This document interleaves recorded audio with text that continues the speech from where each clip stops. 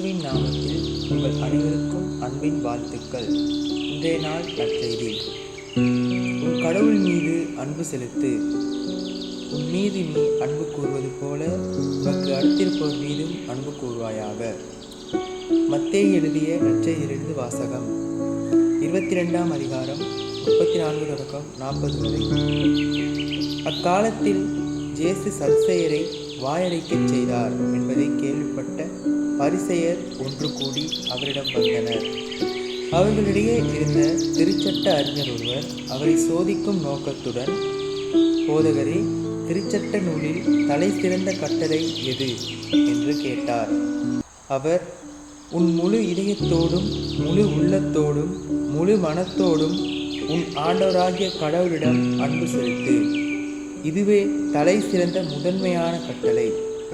உன் மீது நீ அன்பு கூறுவது போல உனக்கு அடுத்திருப்போர் மீதும் அன்பு கூறுவாயாக என்பது இதற்கு இணையான இரண்டாவது கட்டளை. திருச்சட்ட நூல் முழுமைக்கும் இறைவாக்கு நூல்களுக்கும் இவ்விரு கட்டளைகளே அடிப்படையாக அமைகின்றன என்று பதிலளித்தார். இது ஆண்டவர் வழங்கும் அருள்வாக்கு. கிறிஸ்துவே